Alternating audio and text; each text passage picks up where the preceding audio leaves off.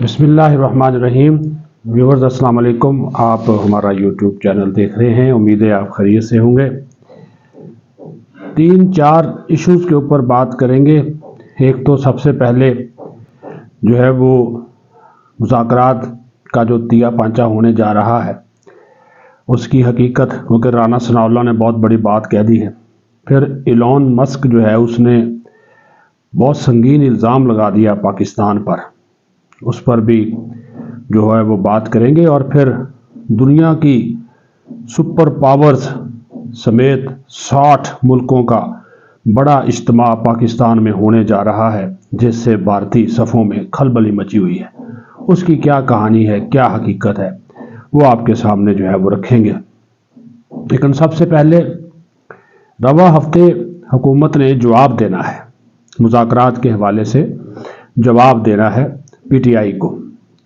लेकिन जो नवाज शरीफ और शहबाज शरीफ को ब्रीफिंग दी गई है हुकूमती कमेटी की जानिब से, ख़ास तौर पर इशाक़दार राना सनाउल्लाह, स्पीकर अयाज सादिक की जानिब से जो ब्रीफ किया गया है, उसमें एक चीज़ वाज़े तौर पर जो है वो बता दी गई है कि ये मुतालबात कम हैं और हुकूमत के ख़िलाफ़ चार्जशीट ज़्यादा है। तो नंबर 1 तो ये है जी कि अभी तक जो जुडिशल कमीशन बनाने का मुतालबा किया गया है 9 मई और 26 नवंबर के हवाले से, उसके ऊपर हुकूमत ने कोई फ़ैसला नहीं किया। और उनका ये कहना है कि जो TORs मुतालबात के साथ दिए गए हैं, ये पीटीआई का हक ही नहीं है। TORs बनाना या तो कमीशन का अपना काम है या फिर कमेटी खुद बना कर दे। पीटीआई TORs कैसे बना कर दे सकती, जबकि उनको सिर्फ कहा गया था कि आपने सिर्फ मुतालबात देने हैं। तो उन्होंने 2 मुतालबात के साथ साथ 19 जो है वो TORs भी दे दिए, जो कि उसका इख्तियार ही नहीं था। दूसरी बात, राना सनाउल्लाह का ये मौक़िफ़ है कि ये हुकूमत के ख़िलाफ़ चार्जशीट है कि अगर हम ये मान लें कि जो उन्होंने ये कहा है कि लोग लापता किए गए, गोलियां चलाई गई और जो उनको जो है वो नाहक जो है वो कैद किया गया, तो इसका मतलब है कि जब हम ये मान लें कमीशन का क़याम, तो इसका मतलब है कि हुकूमत गिल्टी है, हुकूमत ने ये किया है तो तहकीकात हो रही हैं, वरना तो तहकीकात की ज़रूरत नहीं है। तो उन्होंने अपनी राय दे दी है कि कोई ज़रूरत नहीं है। लेकिन फ़ैसला नवाज शरीफ और शहबाज शरीफ ने करना है और रवां हफ्ते जुमा तक जो है वो ये जवाब जो है वो स्पीकर तक पहुंच जाएगा और उसके बाद फिर हुकूमत फ़ैसला करेगी कि आया चौथा जो इजलास है वो कमेटी का, हुकूमत और तहरीक इंसाफ की जो मुज़ाकराती कमेटी है, उसका चौथा इजलास बुलाने की ज़रूरत है या नहीं है। लेकिन जो नज़र ये आ रहा है कि हुकूमत जुडिशल कमीशन का जो मुतालबा है वो पीटीआई का नहीं मानेगी। तो अगर नहीं मानेगी तो पीटीआई ने धमकी दी थी कि अगर आप जुडिशल कमीशन नहीं बनाते तो फिर मुतालबात आगे नहीं बढ़ सकते। दूसरी बात इरफान सिद्दीकी ने वाज़े कर दी कि अगर इनको इस्टेब्लिशमेंट से मुज़ाकरात का शौक़ है तो फिर वही से शौक़ पूरा करें, हमारे साथ फिर बैठने का इनको कोई फ़ायदा नहीं है। तो ये इरफान सिद्दीकी ने भी एक बात उनको क्लियर कर दी। उन्होंने कहा कि अगर मुज़ाकरात करने हैं और फिर कोई फ़ैसला लेना है तो फिर आपको हुकूमत के साथ बैठना पड़ेगा। लेकिन अगर आप हुकूमत के साथ नहीं बैठना चाहते और इस्टेब्लिशमेंट से कोई रिलीफ लेना चाहते हैं तो सौ बिस्मिल्लाह, फिर आप वहीं पर जाइए, हमारी तरफ आने की किसी किस्म की कोई ज़रूरत जो है वो नहीं है। फिर पीटीआई की कोर कमेटी में भी ये काफ़ी लेद है। जो 190 मिलियन पाउंड में जो सज़ा हुई है उसमें हुई है। आलिया हमजा ने यह मामला उठाया है कि पहले तो ये बताया जाए कि जिस जज ने फैसला दिया उसके बारे में बाद में जो है वो पता चला कि उसको जो है वो सुप्रीम कोर्ट ने कहा था कि ये जज जो है वो फैसला करने वाला का मजाज नहीं है, ये उसके ऊपर एतराज़ात उठाया तो उसके खिलाफ फैसला दिया था। तो हमें ये पहले ही पता क्यों नहीं चला, कौन इसका जिम्मेदार है? फिर लोग क्यों नहीं निकले? हम पीटीआई के कारकुनों को सड़कों पर क्यों नहीं निकाला गया? इमरान खान की रिहाई से कब हमें कुछ कबूल नहीं है, एहतजाज क्यों नहीं हो रहा? कोर कमेटी ये बताए, ताबड़तोड़ सवाल उनकी। तो पता ये चला, इंकशाफ ये किया गया कि फैसल चौधरी जो इमरान खान के वकील है, उनको पता था कि जो जज है नासिर जवेद राणा, ये इनके ऊपर इस हवाले से सुप्रीम कोर्ट एक फैसला दे चुकी है, तो लिहाजा उन्होंने ये बात नहीं बताई और साल तक छुपाई रखी। वाह वाह, ये तो फिर आपके अपने कानूनी वकील जो हैं, ये उनकी नाअहली है, कमज़ोरी है कि वो उन्होंने ये बात जो है वो नहीं बताई। तो ये उनको आप जाके आपको पकड़ना चाहिए कि ना कि फिर अब आप फैसला आ गया तो साल बाद पूरा साल आप खामोश रहे और अब जब आप फैसला आ गया तो अब आपको जो है वो सारी चीज़ें जो है वो याद आ रही है।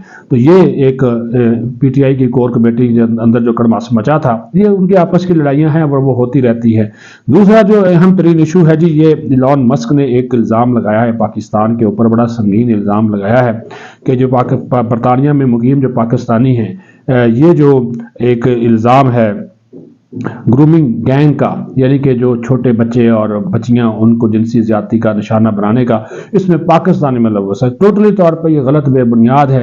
अगर आप ये सर्वे उठा लें या जो बरतानवी पुलिस है उसके दादोशुमार देख लें तो उसमें जो 85% लोग हैं वो सफ़ेद फाम में से ऐसे वाक़यात में मुलव्वस हैं, 7% उसमें एशियाई हैं और उसमें जो है वो 5% स्याह फाम है, और उसमें जनाब बाकी जो 2% हैं वो सिर्फ पाकिस्तानी हैं, अगर सिर्फ 2%। लेकिन उनकी एक छोटी सी अक़लियत का मकसद ये नहीं है कि सारे पाकिस्तानी जो वहाँ पे बरतानिया में मुकीम है वो इस किस्म के वाक़यात में मुलव्वस हैं, और पाकिस्तानियों को इसके बावजूद जो निशाना बनाया जाना है ये टोटली तौर पे जो है एक तो इस्लामोफोबिया और जो नस्ली तासुब है उसकी एक वाज़े तौर पर जो है ये एक निशानी है, और इसको काउंटर करना जो है वो बहुत ज़रूरी है कि अगर आप ये हक़ाइक़ के बरक्स इस किस्म के इल्ज़ामात, अब देखें ना कि 85% सफ़ेद फाम जो हल्के हैं, जो अनासर हैं, मुजरमान हैं, उनको छोड़कर आप पाकिस्तान के पीछे पड़ जाएं। और एलान मस्क को भी जो है वो हकीकत मालूम नहीं है, उन्होंने भी ट्वीट कर दिया, लेकिन हक़ाइक़ जो है वो कुछ और कहते हैं। ये है एक छोटा सा तबका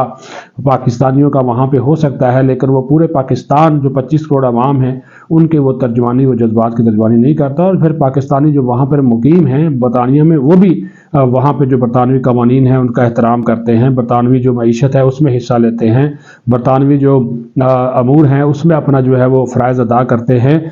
लेकिन चंद लोग हर जगह के ऊपर होते हैं। आप देखें ना 85% उसमें सफ़ेद फाम है, सिर्फ 7% एशियाई, उसमें पाकिस्तानी सिर्फ 2% है, लेकिन इसके बावजूद सिर्फ इस्लामोफोबिया और नस्ली तासब उसको आगे रख कर निज़ाम लगाना ये कतई तौर पर जो ये भी नाइंसाफ़ी है, ये भी जो है वो आप एक तरह का इंसाफ का जो है वो कत्ल है कि आप इस चीज़ों को जो है वो उछालते हैं और पाकिस्तान के ऊपर जो है वो इस तरह के इल्ज़ामात लगाते हैं।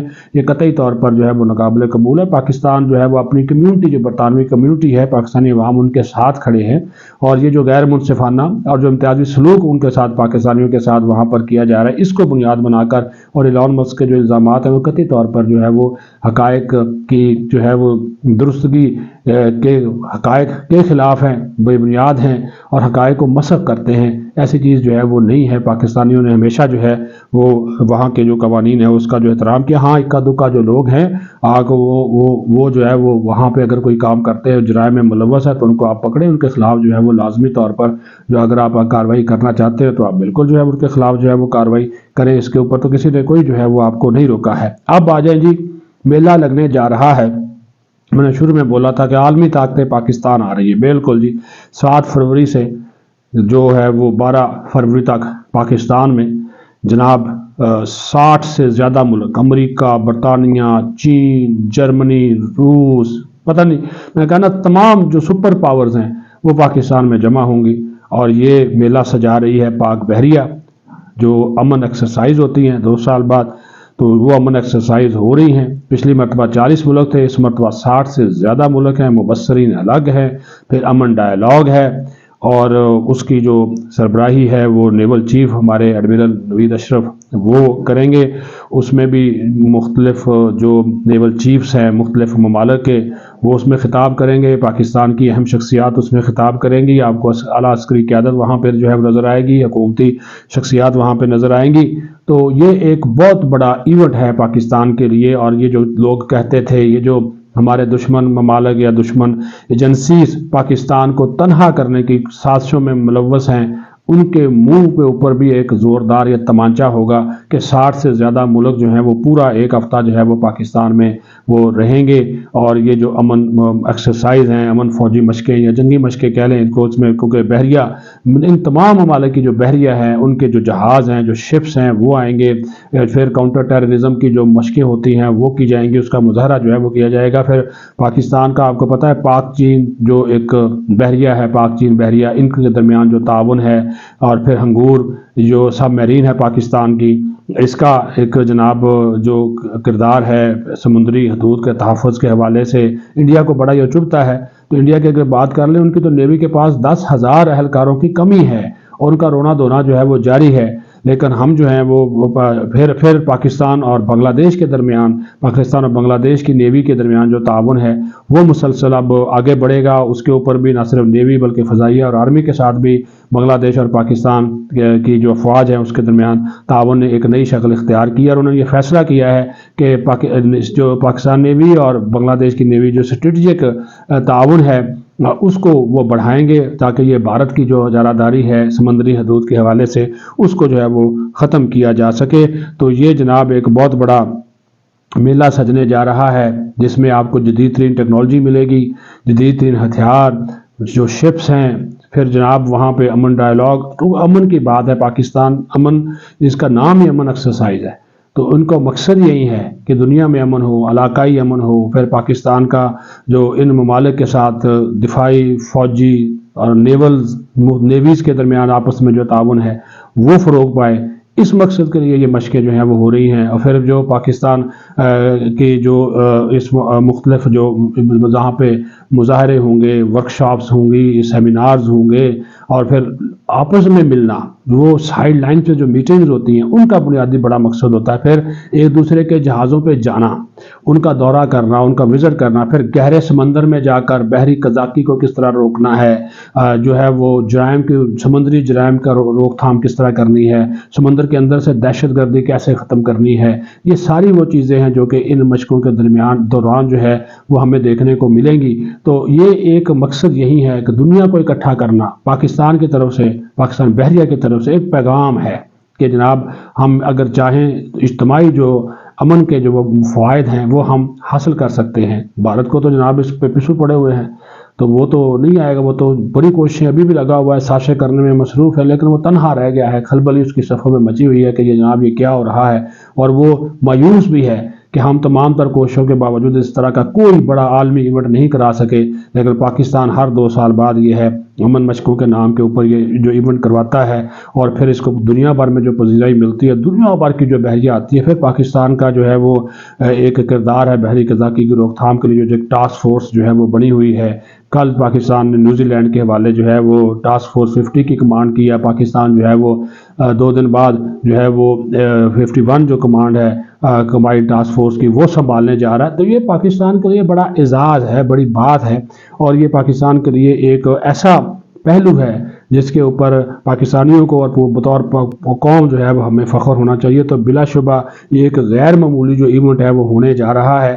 تو اسی والے سے جس طرح میں نے کہا نا، یہ مختلف جو اس کے پروموز ہیں وہ بھی آپ دیکھ سکتے ہیں کہ وہ نیویز کی جانب سے جو ہے وہ جاری کیے گئے ہیں، ساتھ ساتھ آپ وہ بھی دیکھ سکتے، آپ کو نظر آئے تیاریاں ہیں۔ پھر ہمارے پاس جو نیوی ہے اثر حاصل کے تقاضوں کے مطابق اپنے آپ کو ڈال رہی ہے، جدید ترین ایمونیشن ہے، ہتھیار ہے، آلات ہے، ٹیکنالوجی ہے، اور پھر بلو اکانومی ہے۔ یہ ساری وہ چیزیں ہیں جس کا بنیادی مقصد یہی ہے کہ ہم اپنے نہ صرف سمندری حدود کا تحفظ کریں، بلو اکانومی کو فروغ دے کر پاکستان کی معیشت میں اپنا کردار ادا کریں، دنیا کے ساتھ روابط بڑھائیں، جو علاقائی ہمارے ممالک ہیں جو ہمارے ارد گرد کے ہیں جس کے ساتھ پاکستانی نیویز جو ہے وہ پاکستان نیوی مل کے کام کرتی ہے، ان کے ساتھ قریبی تعاون، دفاعی و فوجی تعلقات کا فروغ۔ تو اس حوالے سے یہ جو مشقیں ہیں، امن مشقیں، یہ 7 فروری سے 12 فروری تک جو کراچی میں ہونے جا رہی ہیں، یہ پاکستان کا جو ایک کردار ہے عالمی امن کے حوالے سے اس کو مزید اجاگر کریں گی۔ پاکستان زندہ باد۔